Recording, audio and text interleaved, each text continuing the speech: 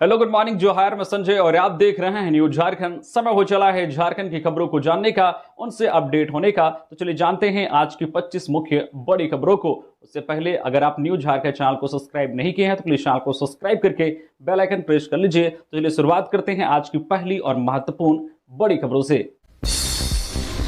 झारखंड में आज यानी 1 सितंबर से नई उत्पाद नीति लागू हो गई है। बीते कुछ वर्षों में जो शराब सरकार खुद बेचती थी, अब उसी शराब की बिक्री निजी हाथों के जरिए होगी। इसके लिए दुकानों के आवंटन की प्रक्रिया भी पूरी कर ली गई है। जानकारी के मुताबिक राज्य के 21 जिलों में शराब का डिपो भी तैयार कर लिया गया है ताकि स्टॉक की कमी ना हो।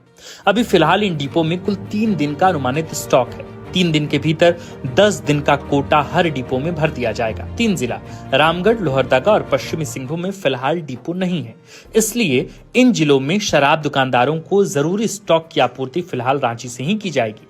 नई उत्पाद नीति के लागू होने से राज्य में आज से शराब की कीमतों में भी बदलाव होगा।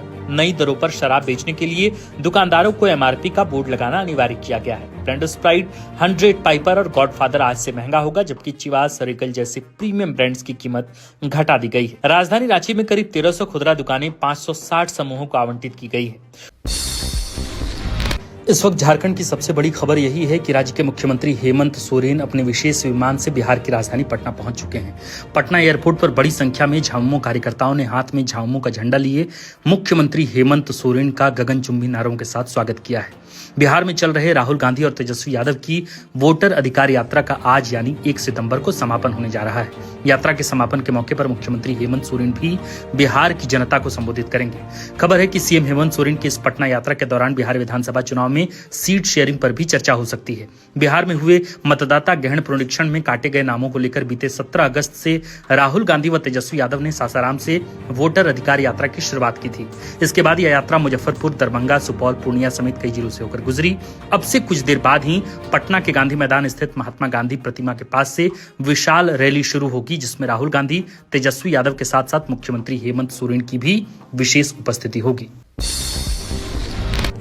अब शिक्षकों को नौकरी में रहने के लिए टेट क्वालिफाई करना अनिवार्य होगा। दरअसल सुप्रीम कोर्ट ने आज यानी 1 सितंबर को यह निर्देश दिया है कि अब सभी शिक्षकों को अपनी सर्विस में बने रहने या प्रमोशन पाने के लिए टीचर्स एलिजिबिलिटी टेस्ट माने टेट पास करना अनिवार्य होगा।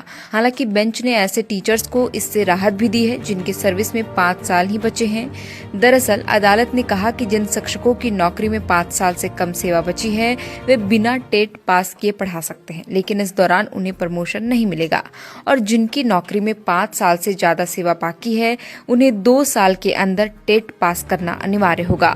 गौरतलब है कि एलिजिबिलिटी टेस्ट माने टेट एक राष्ट्रीय स्तर की पात्रता परीक्षा है जो यह तय करती है कि कोई अभ्यर्थी प्राथमिक और उच्च प्राथमिक कक्षाओं में टीचर बनने के योग्य है या नहीं।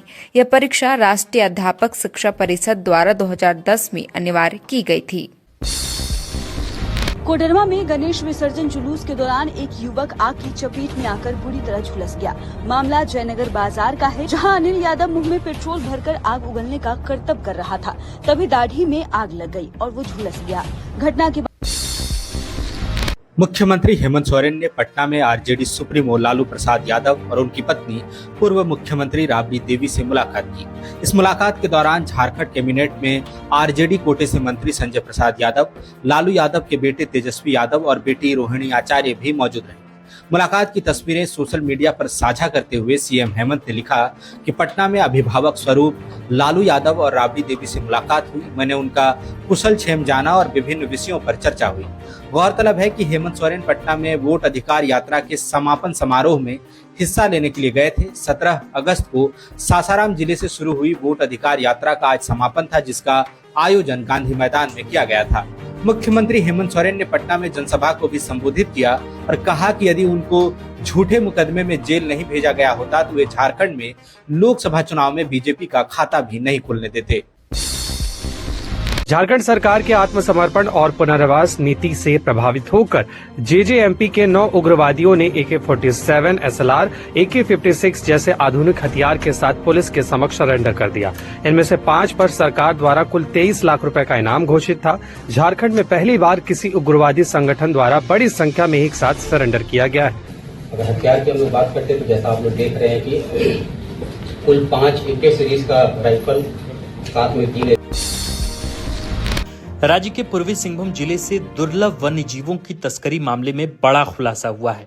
वन विभाग की टीम ने जिले के 2 गांव नामोलेपो और कारला बेड़ा गांव में छापेमारी कर 4 आरोपियों को गिरफ्तार कर लिया है।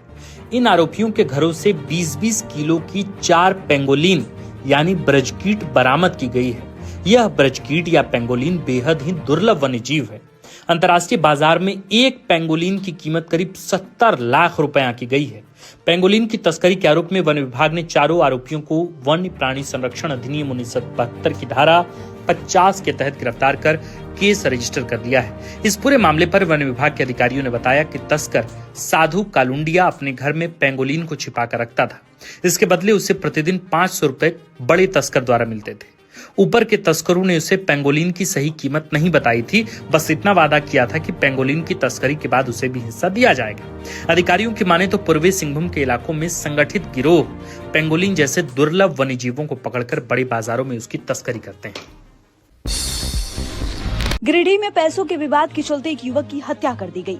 मामला बेंगाबाद थाने के मुंडराडीह गांव का है, जहां हमले के बाद अनाउल अंसारी को गंभीर हालत में सदर अस्पताल ले जाया गया, लेकिन डॉक्टरों ने मृत घोषित कर दिया। परिजनों ने इसे साजिशन हत्या बताया है। वो नया पुराना घर से खाना खा करके नया घर जाने जा रहा था सोने अपने पत्नी के साथ में, तो मस्जिद के दरवाजे पर मकसूद ने पकड़ के, उसका घर वाला भी था, और पकड़ के वहीं मरने लगा, चाकू से मारा।